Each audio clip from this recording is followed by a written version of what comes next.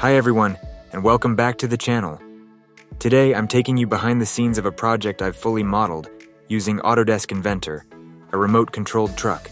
This model was designed from the ground up in Autodesk Inventor, a powerful CAD software that lets you create and assemble complex mechanical systems with high precision.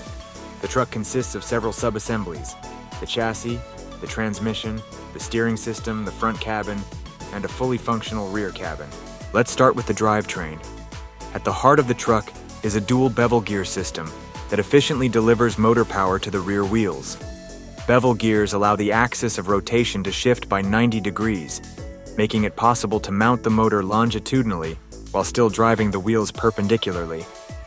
Next, the steering system.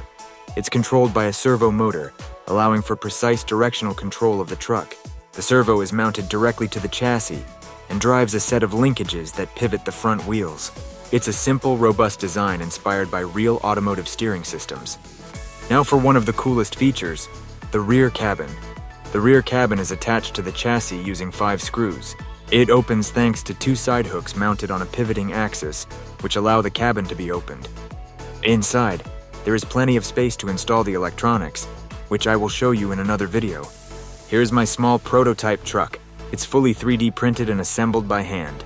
The front steering is controlled by a micro servo motor, allowing precise movement of the front wheels. For propulsion, I've installed a 6-volt DC motor that powers the rear axle. Now let's take a look at the rear cabin.